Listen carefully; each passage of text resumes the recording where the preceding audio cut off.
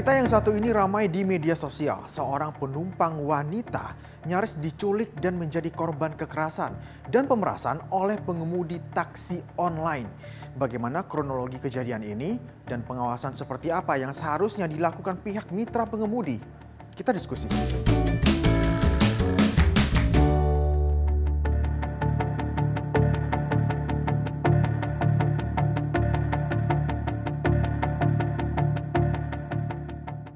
Cerita seorang penumpang wanita yang mengalami kekerasan dan pemerasan oleh pengemudi taksi online heboh di media sosial. Peristiwa ini terjadi pada 25 Maret yang lalu saat taksi online yang dinaiki korban dari Jakarta Barat menuju ke jalur tol. Pelaku memeras meminta transfer uang sebesar 100 juta rupiah. Korban menolak dan sempat lari keluar dari mobil, tapi pelaku mengakui sebagai suami istri ketika korban berteriak minta tolong ke warga sekitar. Teriakan korban yang semakin kencang rupanya membuat panik pelaku. Akhirnya pelaku memilih kabur, meninggalkan korban dan mengambil ponsel milik korban. Kejadian tersebut meninggalkan banyak luka memar di tubuh korban.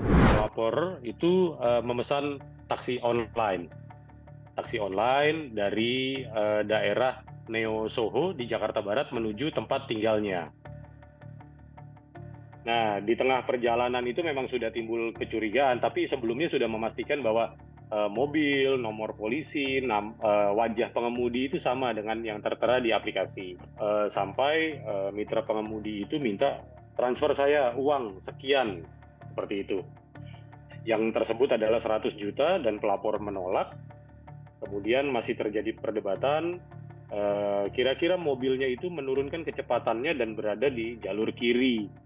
Di jalur kiri kemudian masih terjadi perdebatan, akhirnya pelapor nekat lompat keluar mobil. Nekat keluar mobil, lompat keluar mobil dan beruntungnya di situ ada warga sekitar yang ada di pinggir tol itu ya teriak-teriak minta tolong, akhirnya ditolong.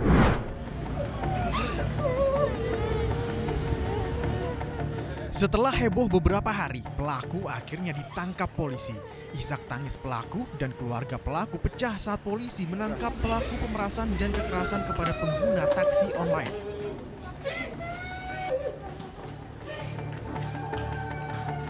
Memang benar yang bersangkutan melakukan pemerasan terhadap korban pada saat perjalanan dari arah penjemputan awal di Mall Soho yang ada di Central Park, ya, yang rencana akan kembali ke kediamannya di daerah Puri Mansion. Nah, jadi setelah data-datanya lengkap, ya, kita dari Grab juga dibantu kemarin datanya, mereka sudah tahu, akhirnya kita segera mungkin sesingkat mungkin bisa kita langsung amankan para pelaku. Karena data pada saat mereka juga meregistrasi di Grab sendiri itu juga sesuai prosedur yang sudah di. Pihak mitra pengemudi online buka suara atas kejadian ini.